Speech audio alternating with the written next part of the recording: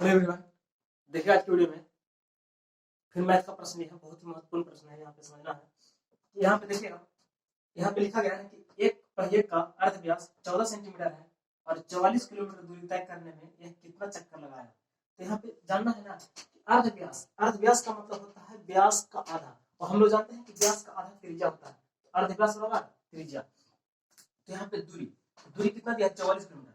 तो सब लोग जानते हैं कि दूरी बराबर जो तय किया दूरा होता है ना, जब पहिए द्वारा तय की गई दूरी होता है परिधि गुणित चक्रों की संख्या। तो दूरी कितना, 44 किलोमीटर और परिधि 2πr और चक्रों की संख्या n से डिनोट करते हैं। तो यहाँ पे क्या हो गया 44 और किलोमीटर को हमको सेंटीमीटर में करना होगा, क्योंकि यहाँ जो है ना अर्ध व्यास जो है ना सेंटीमीटर में दिया है, इसीलिए डिस्टेंस में आपको सेंटीमीटर में करना होगा। तो सेंटीमीटर में करने के लिए कितना से 1 लाख से गुना करना होगा। क्यों? क्योंकि अब 1000 से गुना किए हैं तो ये मीटर में हुआ है, और 2 जीरो और से गुना करेंगे तो सेंटीमीटर में हो गया बराबर 2। और पाई का मान कितना 22/7 और त्रिज्या का मतलब होता है अर्ध व्यास कितना 14 और चक्रों की संख्या n से डिनोट करते हैं। अब ध्यान देना 7 से कितना बार में 2 बार में। अब यहाँ पे 44 है तो कह सकते हैं कि 22 और 2 22 दूनी 44 5 दूनी 44 हो गया, तो 44 से 44 कट गया। अब यहाँ पे 2 बचा है, 2 से इसको हम 100 को 50 बार में कर सकते हैं, इसे 50 तो 50 गुने 1000 तो कितना हो गया 50,000 चक्कर। मतलब कह सकते हैं कि 44 सेंटीमीटर अर्धव्यास वाले पहिए को 44 किलोमीटर दूरी तय करने के लिए 50,000 चक्कर लगाने होंगे। यहाँ पे एक बार फिर समझना है कि 7 से 14 दो बार में कट गया।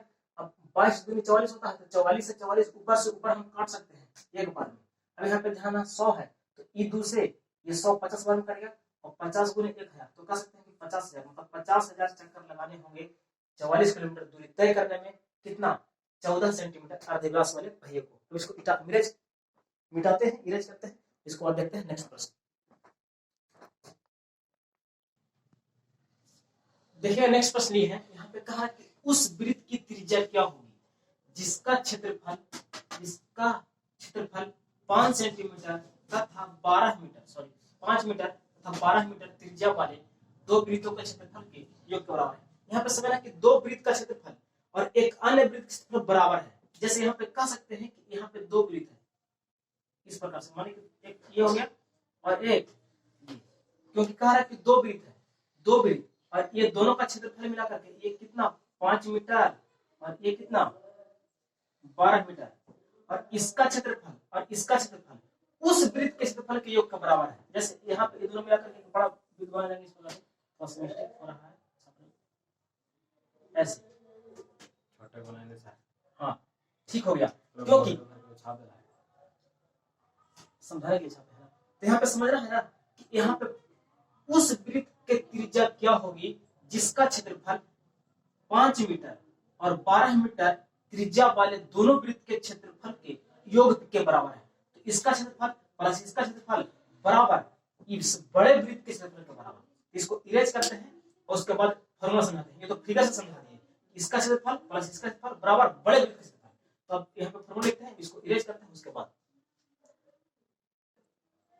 अब यहाँ पे देखना है कि जब दो वृत्त 5 मीटर और 12 मीटर वाले दोनों वृत्त को क्षेत्रफल के योग के बराबर वाले जो वृत्त का क्षेत्रफल होगा उसका त्रिज्या क्या होगा। तो बड़े वृत्त, जब बड़ा वृत्त बनाया जा रहा है दो क्षेत्रफल वाले वृत्त को मिला करके, तो बड़ा वृत्त का क्षेत्रफल क्या होगा पाई आर स्क्वायर, क्योंकि कैपिटल आर से डिनोट की है।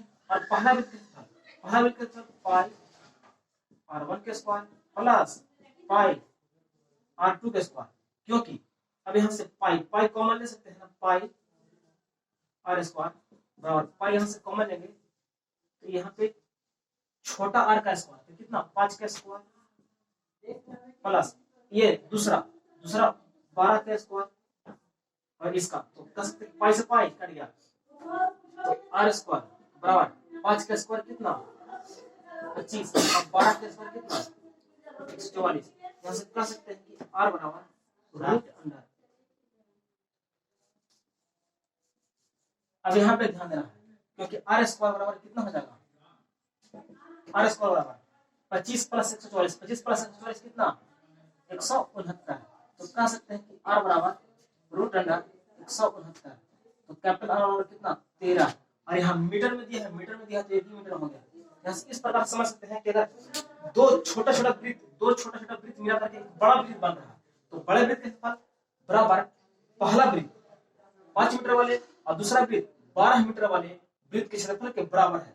तो बड़ा वृत्त कैपिटल R से और दूसरा का अन्य दोनों का R1 और R2 से, तो पाई कॉमन लीजिए, तो पाई से पाई कट गया, R स्क्वायर बराबर छोटा वृत्त मतलब 5 मीटर वाले 5 स्क्वायर, और इसका कितना R2 का स्क्वायर, तो कितना 12 का स्क्वायर, 5 का स्क्वायर 12 का स्क्वायर 5 25 और 12 का स्क्वायर 144, और दोनों को जोड़ेंगे तो कितना 169 और R स्क्वायर, और स्क्वायर हो जाएगा रूट में और R का मान 13, और यही हो गया 13 मीटर इसका बड़ा वृत्त जो है ना बना, यही होगा 13 मीटर आंसर। अब बाकी इसको इरेज करते हैं। देखिए नेक्स्ट प्रश्न ये है कि एक आयताकार प्लॉट की लंबाई तथा चौड़ाई का अनुपात क्रमशः, तो कह सकते हैं कि यहाँ पे लंबाई और चौड़ाई का अनुपात दिया कितना 8:5, और कह रहा है कि यदि चौड़ाई लंबाई से 60 मीटर कम है। अब यहाँ पे ध्यान देना है, इसको शॉर्टकट कैसे बना सकते हैं कि यहाँ पे लंबाई और चौड़ाई का अनुपात, तो लंबाई और चौड़ाई का अनुपात कितना कम है, यहाँ पे कह सकते हैं कि चौड़ाई जो है लंबाई से कितना 3 कम है, लेकिन ये 3 तो अनुपात में कम हो गया ना, क्योंकि ध्यान देना है कि ये जो चौड़ाई है लंबाई से 8 है, 8 यहाँ 5 है, तो 5 जो है 8 से 3 कम है। अब यहाँ पे कितना ये रियल में कितना 60 मीटर, तो कह सकते हैं कि एक बराबर, तो 3 बराबर 60, एक और कितना 20 मीटर हो जाएगा। एक तो कह सकते हैं कि यहाँ पे 5 है, यहाँ पे 8 है, तो 5 8 से 3 कम, तो 3 तो अनुपात में कम, लेकिन रियल में कह रहा है कि चौड़ाई लंबाई से 60 मीटर, तो 3 का मान 60, एक का मान कितना 20, ये 20 मीटर हो गया। लेकिन अब इसका रियल में लंबाई देखा जाए तो 20 अट्ठे 160, और यहाँ पे 20 पच्चे 100, तो कह सकते हैं कि b बराबर कितना होगा 100 मीटर। ये हो गया रियल, क्योंकि इसको काटेंगे 20 अट्ठे 160 और 20 पच्चे 100, 8:5 हो भी जाएगा। और देखिए चौड़ाई लंबाई से 60 मीटर कम हो भी गया, तो इसका ये परफेक्ट माना गया।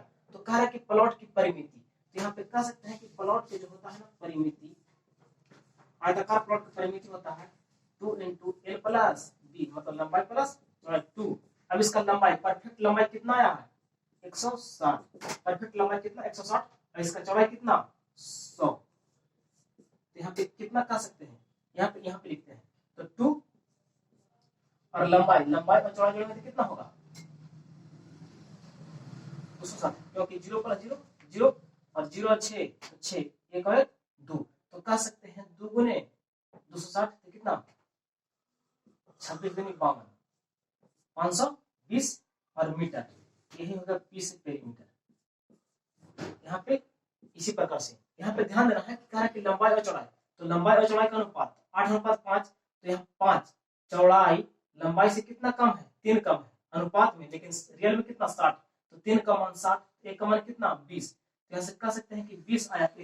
अब का इसका परफेक्ट मान ज्ञात करने के लिए कितना लंबाई बराबर, तो 20 अट्ठे 160 और चौड़ाई कितना 5, तो 20 पच्चे 100, ये हो गया परफेक्ट लंबाई चौड़ाई। तो जब लंबाई चौड़ाई पता तो परिमिति बराबर क्या, परिमिति बराबर 2 × a + b, तो यही हो गया। इस प्रकार से हम शॉर्टकट से आराम से बना सकते हैं। बाकी इसको इरेज करते हैं, बाकी देखते हैं नेक्स्ट प्रश्न। बाकी देखिएगा नेक्स्ट वीडियो में, बाकी यही इस वीडियो को स्टॉप करते हैं।